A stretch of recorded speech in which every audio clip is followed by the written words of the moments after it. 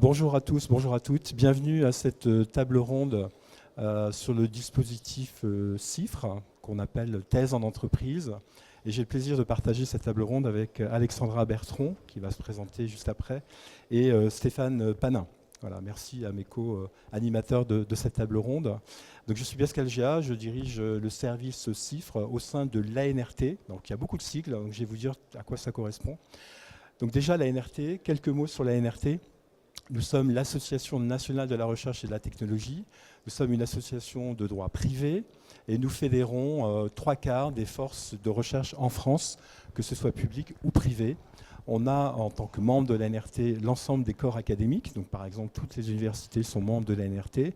Nous avons le CNRS, l'INRIA, l'INSERM, l'INRAE, donc les grands corps de recherche académique, mais aussi, en tant que membre, des entreprises, des PME, des groupes. On a à peu près 2/3 des groupes du CAC 40 qui sont membres de l'ANRT, des associations, des collectivités territoriales, une région qui est membre de l'ANRT. Et tous ces acteurs de la recherche travaillent ensemble autour de thématiques de recherche. L'avantage que nous avons, c'est que nous sommes cross-disciplinaires, c'est-à-dire on couvre vraiment tous les domaines de la recherche. Et notre rôle, c'est de mettre en lien les acteurs publics et les acteurs privés autour d'enjeux de recherche. Ça, c'est vraiment notre ADN. Donc, si on peut passer à la diapositive suivante, la seconde. Voilà, encore après. Donc, l'ANRT, c'est un peu plus de 400 membres, personnalités morales, qui correspondent à 12 000 personnes qui travaillent tant en privé qu'en public autour des enjeux de recherche. On a un certain nombre d'événements qu'on organise chaque année, et quand on est membre de l'ANRT, on participe à ces événements. Les membres de l'ANRT viennent là pour travailler, c'est-à-dire on a des ateliers dans lesquels on réfléchit sur des enjeux stratégiques de recherche, sur une thématique donnée, et on est force de proposition, et ces rapports sont remis au ministère de l'Enseignement supérieur de la Recherche, parfois au service du Premier ministre ou à la présidence de la République, lorsque les enjeux sont nationaux ou supranationaux. On a un certain nombre d'événements qu'on organise chaque année. En 2024, plus de 150 événements ont été organisés. Et on a également la possibilité de pouvoir travailler ensemble sur des enjeux de recherche, encore une fois. Et c'est un lieu de rencontre, c'est un lieu de réseautage important, tant public que privé. J'en viens au dispositif CIFRE. Donc CIFRE, d'abord, c'est un acronyme. Ça veut dire Convention industrielle de formation par la recherche. C'est une aide d'État qui est pilotée par le ministère de l'Enseignement supérieur de la Recherche et de l'Espace depuis quelques jours. Et ce dispositif existe depuis 1981. Et l'ANRT est mandatée par l'État pour gérer en son nom ce dispositif. Donc on est la cheville active du dispositif. Donc il existe depuis 1981. Donc on va passer à la diapositive suivante. Il existe depuis 1981. Il permet, depuis son origine, il a pour vocation de créer de la valeur des entreprises ou des structures qui embauchent des doctorants et de fédérer de la recherche partenariale. C'est-à-dire en quoi il est bon qu'une entreprise travaille de concert avec un laboratoire académique, une entité de recherche académique. Donc on est vraiment là pour créer ce lien et c'est très bénéfique à la fois pour le laboratoire, mais aussi évidemment pour l'entreprise, puisque les deux vont créer du lien et vont développer des terrains de recherche, vont développer des thématiques de recherche qui peuvent être très nouvelles et très innovantes. C'est aussi un facteur de différenciation sur le marché pour une entreprise, puisque les efforts de R&D qu'elle va mettre en place va lui permettre d'asseoir une compétitivité plus importante.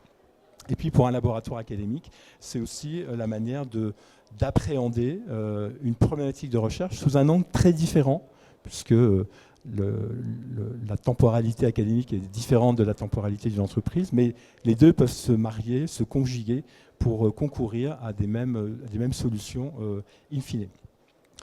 Donc 44 ans d'existence, l'an dernier on a octroyé 1857 nouveaux projets, donc on a une volumétrie importante. On a à peu près 5000 thèses CIFRE en cours. Alors ça se matérialise par quoi ? Par de l'argent, c'est-à-dire qu'une thèse CIFRE, c'est certes de l'accompagnement, c'est la mise en place d'un projet, de partenariat, mais c'est aussi une aide d'État qui vient aider l'employeur à à l'accompagner dans les efforts qu'il met en place dans la mise en place donc, d'une thèse CIFRE au sein de ces départements. Donc c'est 14 000 € par an. La thèse CIFRE dure 3 ans, qui est la durée d'une thèse en France, attendue. Donc c'est une manne financière de 42 000 € à terme pour l'entreprise. On a un taux de succès très élevé. On est à un peu plus de 90% de projets que l'on reçoit qui sont validés et qui font l'objet de l'octroi des 14 000 € par an pendant 3 ans. Les dossiers sont déposés toute l'année. Il n'y a pas de saisonnalité. Toute l'année, on dépose des dossiers CIFRE. On couvre toutes les disciplines, tous les domaines, des mathématiques à la philosophie. On a à peu près 70% de projets qui sont de l'ordre de sciences dites technologiques, mais on a aussi 30% de projets qui sont dans les sciences dites, alors j'aime pas trop le terme, mais des sciences de l'homme et de la société, des sciences non techno. Vous voyez qu'on couvre vraiment tout le spectre de domaines disciplinaires. On a tous les secteurs industriels qui sont représentés. Vraiment tous les secteurs, l'ingénierie, l'aéronautique, les transports, la chimie, l'IA, beaucoup, il y a de plus en plus d'IA dans les thèses CIFRE. Et on couvre évidemment, c'est un dispositif d'État, donc on couvre tout le territoire national et ultramarin. Alors, vous avez ici le schéma de l'organisation d'une thèse CIFRE. Donc vous reconnaissez les 3 acteurs dont j'ai parlé. La structure socio-économique, qui est un employeur, un salarié ou une salariée doctorante, qui est embauché par la structure sur un contrat de 3 ans, majoritairement. 90% des CIFRE sont en CDD de 3 ans, donc c'est une dérogation au droit du travail qui permet à l'entreprise d'embaucher un doctorant pendant 3 ans sous couvert d'un projet doctoral, ce projet de faire une thèse. Vous avez ici la rémunération, elle est de 26 400 € brut annuel, non chargé. Ça, c'est le salaire minimum. La moyenne est plus élevée, elle est de plus de 33 000 € parce que vous avez des groupes pour lesquels la politique salariale est bien plus élevée que le salaire minimum et qui tire vers le haut la moyenne des salaires des doctorants CIFRE. Donc, un lien fort entre le doctorant et l'employeur, c'est le contrat de travail. C'est un contrat de travail à plein temps, ce qui veut dire que le doctorant, il travaille tout le temps sur son projet. Il n'y a pas de dérogation, il est vraiment à temps plein sur son projet de recherche, dont le sujet a été travaillé évidemment en amont par l'entreprise. Et j'en arrive au 3e partenaire, qui est le laboratoire académique, qui est un laboratoire d'une structure publique, dans lequel travaille le directeur ou la directrice de thèse, qui va encadrer d'un point de vue académique le doctorant, et qui accueille le doctorant dans des proportions qui sont variables. Ça peut être la moitié du temps, ça peut être un tiers du temps, ça peut être que 20% du temps. Tout dépend du sujet, tout dépend du moment de la thèse, mais il accueille le doctorant ou la doctorante avec une convention d'accueil qui lui permet d'être assuré et de pouvoir utiliser le matériel du laboratoire. Donc vous avez ici ce triptyque, et il y a un lien aussi très fort entre le laboratoire académique et l'employeur. Ce lien, c'est ce qu'on appelle le contrat de collaboration, et ce contrat, il est très important. Il définit les conditions de la collaboration entre les 2 structures, entre le laboratoire académique et l'employeur. Ce contrat, il est piloté par la tutelle du laboratoire académique, donc ça peut être le CNRS, l'université, une grande école, et le fondé de pouvoir de l'employeur. Et il est très important parce qu'il définit la répartition du temps de travail du doctorant ou de la doctorante entre les 2 structures, mais surtout, il va définir les conditions de la propriété intellectuelle ou propriété industrielle, les conditions de brevet, comment on va exploiter les résultats, comment on va communiquer sur le résultat. Donc ce contrat de collaboration, il est fondamental dans le montage et dans la vie de la CIFRE. Donc c'est vraiment important de bien insister sur ce contrat de collaboration. Alors quel est notre rôle, nous, à la NRT ? Eh bien, c'est de recevoir toutes les demandes de CIFRE, donc tous les dossiers. On en reçoit entre 1800 et 2000 par an. On les instruit, on vérifie leur conformité. Il y a des conditions d'octroi que vous retrouvez sur la brochure qui est à disposition ou bien sur le stand que je vous invite à visiter, qui est le stand B15, qui est tout au début du salon, le stand de l'NRT. Et donc, vous avez les éléments du dossier, constitutifs du dossier. Nous, on étudie sa conformité. On fait expertiser ce dossier d'un point de vue socio-économique par les DRARI, les délégations régionales académiques à la recherche et à l'innovation, qui vont vérifier la capacité de l'employeur à bien accueillir le doctorant,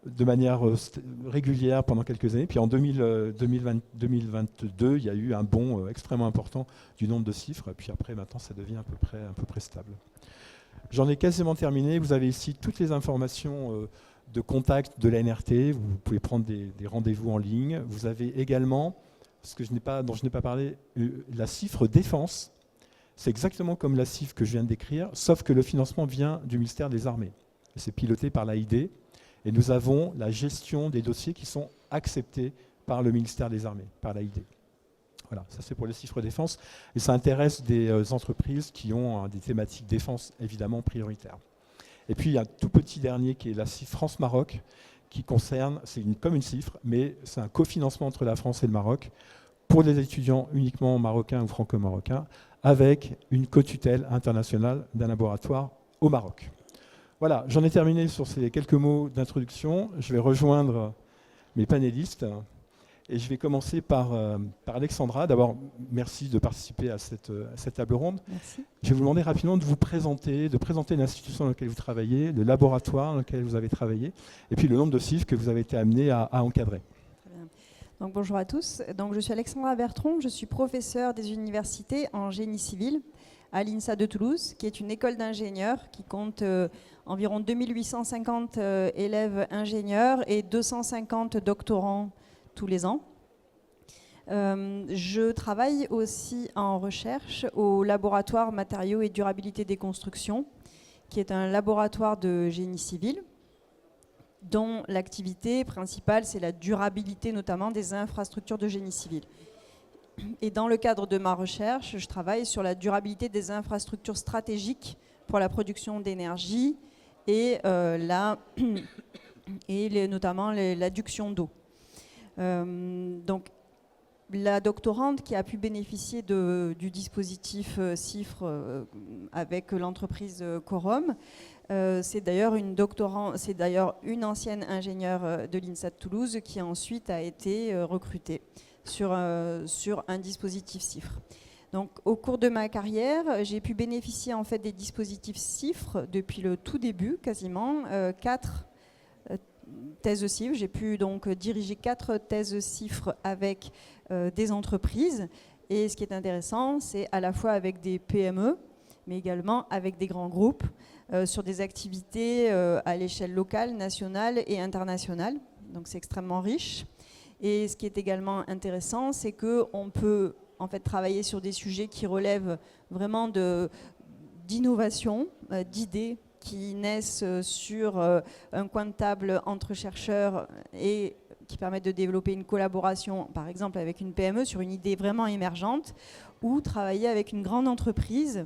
Et là, le bénéfice du dispositif CIFRE, c'est vraiment de pouvoir dégager du temps et de la compétence au sein d'un laboratoire, ce qui n'est pas forcément toujours le cas dans un service ou dans un département de R&D d'une grande entreprise. Et vous soulignez l'intérêt de pouvoir travailler à la fois avec des grands groupes, mais aussi avec des PME, avec aussi un ancrage local. C'est important de souligner. Ouais. C'est exactement ce qui s'est passé dans les différentes thèses que j'ai pu co-encadrer sur des dispositifs qui sont extrêmement flexibles de ce point de vue-là. Très bien, merci beaucoup Alexandra. On va passer à Stéphane. Bonjour Stéphane, merci d'être présent. Bonjour. Pouvez nous présenter votre entreprise, un peu vos fonctions ? Donc, moi, je suis Stéphane Panin, je suis ingénieur spécialisé dans les pathologies et la durabilité et la seconde vie des infrastructures et des bâtiments. Et il y a quelques années, j'ai cofondé la société Corom, qui est elle-même spécialisée dans la principale pathologie qui affecte les infrastructures en béton armé, qui est la corrosion, et les solutions d'ingénierie et de traitement de la corrosion dans les infrastructures. Donc, on a démarré cette société start-up en 2020. Et avant ça, j'avais créé d'autres sociétés de travaux dédiées justement à la seconde vie des infrastructures. Et à l'occasion d'échanges resserrés au travers des stages, au travers des collaborations, on va dire, régulières avec l'INSA, l'université, le laboratoire, il y a des échanges d'idées, la perméabilité d'idées qui se crée.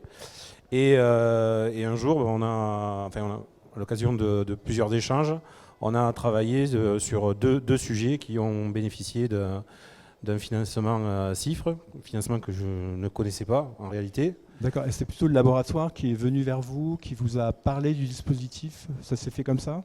Oui, tout à fait. Alors voilà, moi je suis pas spécialiste du financement, je suis spécialiste du financement de l'entreprise, mais au-delà de ça, c'est pas mon domaine d'activité. Et donc moi j'étais concentré sur le projet, la technique évidemment. Et après, c'est poser la question du go, no-go sur le projet, qui est toujours une question très délicate pour une PME, parce qu'un sujet de financement d'innovation ou de recherche, pour une PME, c'est jamais neutre. C'est toujours un pas à franchir. Et c'est toujours un investissement important pour une petite société. Là, vous parlez du go, no-go, c'est-à-dire, j'entends qu'il y a un travail préparatoire avant de se lancer dans une CIFRE, qui est d'évaluer la faisabilité du projet, d'évaluer aussi l'implication que vous allez mettre dans le projet et l'implication du laboratoire. Tout ça, ça se c'est beaucoup d'échanges. C'est beaucoup d'échanges, de discussions. C'est un travail important, mais c'est toujours pareil. Dans tous les sujets, c'est la communication et la collaboration, l'esprit collaboratif qui facilite les choses. Et c'est le cas avec l'INSA. Et le laboratoire, c'est toujours un plaisir, et on arrive à travailler de façon assez fluide ensemble. Donc il y a la partie technique évidemment pour bâtir notre projet, et la partie technologique avec les verrous, toute la partie propriété intellectuelle. Donc ça, ce sont des discussions évidemment qui doivent être menées en amont. Et après, se pose pour chacun d'entre nous, se pose la question du financement. Donc à chaque étape, évidemment, il y a toujours un verrou, quoi. Alors, il y a des verrous technologiques, mais il y a aussi des verrous financiers.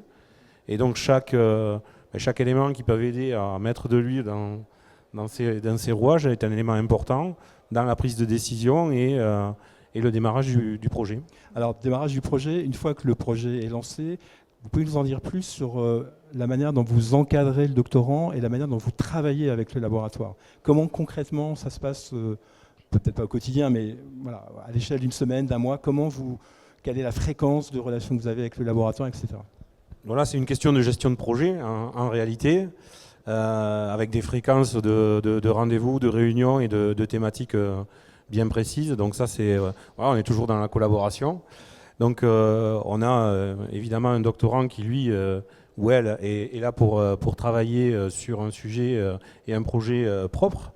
Donc elle est, on va dire, sur le site du laboratoire en priorité, pour faciliter évidemment les échanges avec les chercheurs, avec ses encadrants. Et ensuite, on doit faire des points intermédiaires sur les avancements, les étapes, une gestion de projet somme toute assez classique, avec un peu de rigueur et de discipline, on arrive au bout. Et donc le doctorant, vous confirmez, il passe du temps un peu chez vous, mais il passe du temps au laboratoire, et il permet de faire ce lien entre vous et le laboratoire. C'est une espèce de passerelle, entre guillemets, du projet entre les deux. Ce qui est important pour nous, nous on a des connaissances métiers. Voilà, on a une maîtrise de l'ingénierie métier, et l'idée de cette communication, de cette collaboration, c'est souvent d'emmener dans le savoir-faire métier des savoir-faire de la recherche, des savoir-faire scientifiques, des connaissances scientifiques qui ont été développées par le laboratoire. Donc c'est vrai que le doctorant ou la doctorante, dans notre cas, fait ce lien-là entre nous. Donc elle nous questionne beaucoup sur le savoir-faire métier, puisqu'elle a des questions dans le cadre de son travail, sur les pratiques du métier, les normes, la standardisation, voilà. Et d'un autre côté, elle a au quotidien les échanges avec la partie recherche sur la partie scientifique. Donc on voit ici la richesse du dispositif, qui est vraiment de marier, de mettre en relation une démarche plus académique d'un projet de recherche et une démarche plus industrielle, avec des problématiques qui peuvent être dans une temporalité différente, mais qui concourent au même projet. Donc peut-être du point de vue du laboratoire académique maintenant. Alexandra, qu'est-ce que vous pourriez dire de vos expériences avec le monde industriel? Qu'est-ce que vous en avez tiré?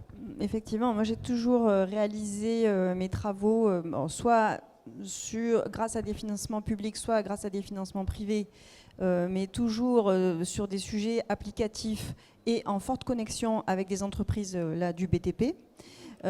Et clairement, le dispositif CIFRE, je considère vraiment le grand intérêt, c'est soit de générer de l'innovation et avec une PME vraiment de venir, le dispositif CIFRE permet vraiment de déverrouiller le financement. Typiquement, la thèse qui a fait l'objet de notre collaboration, elle n'aurait pas pu avoir lieu sans ce financement parce que le risque était trop grand pour l'entreprise.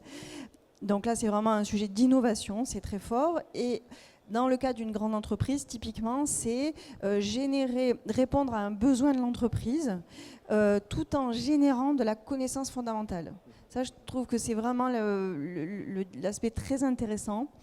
Donc, évidemment, il faut être très attentif au niveau des acteurs académiques, d'être vraiment très à l'écoute du besoin industriel, tout en sanctuarisant le temps de travail, la formation et la génération de connaissances par le doctorant ou la doctorante.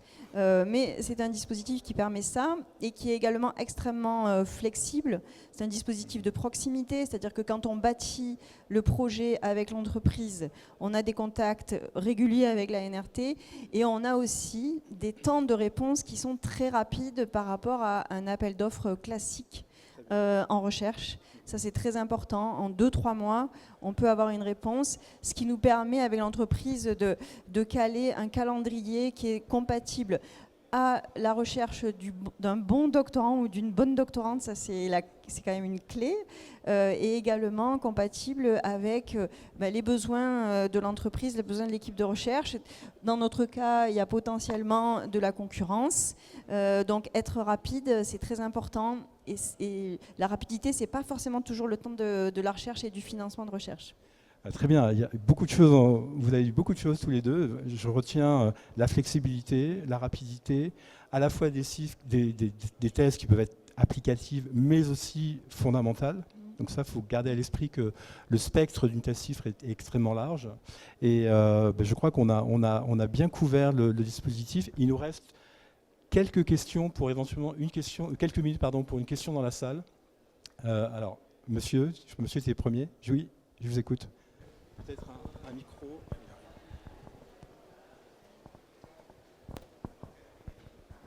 Bonjour, j'aurais une question rapide que j'aurais tirée à partir d'un exemple qui nous a touchés. Alors le dispositif est magnifique et on a une SAS qui faisons de la R&D. On a voulu prendre une thèse CIFRE et le dossier a été retoqué parce que malheureusement dans nos statuts il y avait une mention à des activités d'enseignement. Donc on nous a opposé le fait qu'avec un code de l'éducation, je crois, que comme on avait ces activités, notre structure n'était pas éligible. Donc ma première question, ça serait de savoir qu'est-ce qu'on doit surveiller dans nos statuts pour être vraiment éligible. Et puis d'autre part, on a essayé de contacter la NRT, il y avait un numéro de téléphone à la fin d'un long mail qui nous expliquait tout ça, et on n'a jamais réussi à avoir la personne, malheureusement, malgré le fait qu'on ait persévéré, et on était un petit peu dépité, quoi. Voilà, dans le but de s'améliorer ou de comprendre, quoi. Alors, je vous remercie de cette intervention. D'abord, je vous présente nos excuses de ne pas vous avoir répondu. Ça, on est très en défaut. On aurait dû vous répondre, au moins par téléphone ou par mail. Alors, comme tout dispositif, il y a un cadre. Il y a un cadre juridique, il y a des conditions d'éligibilité, à la fois de la structure qui embauche, mais aussi du laboratoire et aussi du doctorant. Donc, vous avez sur le site de l'NRT, vous avez les conditions d'octroi et d'éligibilité et de suivi du dispositif qui vous donne tout le détail de ce qui est autorisé en termes de statut pour une entreprise et ce qui n'est pas autorisé. Effectivement, vous mentionnez le code de l'éducation qui précise que si dans l'activité principale de l'entreprise, il y a de la formation, voire une formation diplômante, à ce moment-là, vous n'êtes pas éligible au dispositif. Ce sont des conditions qui sont effectivement consultables sur le site de l'NRT. D'ailleurs, j'encourage chacun, si vous avez l'envie de vous lancer dans une thèse CIFRE, de consulter, c'est indispensable de consulter ces conditions d'éligibilité qui donnent le cadre dans lequel les CIFRE peuvent se développer. Mais je suis prêt à vous rencontrer à l'issue de cette table ronde pour aller plus en avant sur votre entreprise. Je crois qu'on est arrivé au bout. Alors, je ne sais pas si on a encore... Alors, une toute dernière question, madame.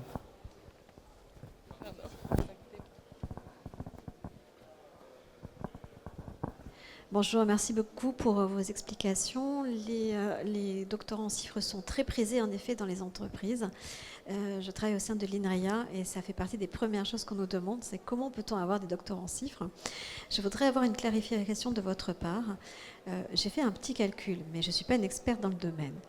Je voudrais avoir votre confirmation. Est-ce que si je fais mon petit calcul, ça voudrait dire que lorsque j'ai un doctorant en chiffres dans mon organisation, en tant que société qui emploie un doctorant, le coût de revient serait autour de 1 500 €, 1 589, on va dire 1 600 €. Est-ce que ça serait bien ça en termes de coût pour une entreprise? Alors, vous répondre, c'est compliqué parce que le salaire, certes, il y a un salaire minimum qui est de 25 400 € aujourd'hui, en 2025, 26 400 pardon, en 2025, mais ce salaire, il n'est pas plafonné, c'est-à-dire qu'il peut être variable. Donc il faut rajouter les coûts de charges patronales sur le salaire. Ensuite, évidemment, vous déduisez les 14 000 € dont vous bénéficiez. Mais ensuite, vous avez des coûts d'encadrement au sein du laboratoire, des coûts de fonctionnement et d'accès à du matériel, d'accès à des bases de données qui sont négociés entre vous, entreprise, et le laboratoire. Et là, il n'y a pas de règle. Donc ce coût peut aussi s'ajoute au coût du doctorant. Donc le chiffre que vous avancez, je crains que ce soit uniquement le salaire minimum et le reste à charge. Mais il faut considérer qu'il y a d'autres coûts. Donc je ne peux pas vous certifier ce montant, puisqu'il y a énormément d'autres facteurs qui peuvent jouer. Juste pour que vous puissiez avoir un ordre, une fourchette de prix, pour quand je rencontre des PME qui me posent notamment cette question, puisque je travaille notamment pour des PME, je puisse donner un ordre d'idée, sans rentrer bien sûr dans le détail, mais pour qu'ils puissent comprendre en effet quel est le budget qu'ils doivent associer dans le cadre de la démarche comme monsieur, pour que ça soit bien compris. Alors, le budget, il est clair, hein, c'est le salaire minimum modulé des charges patronales, moins des 14 000 € annuels. Voilà. Et après, il y a des coûts variables qui sont négociés entre vous et le laboratoire.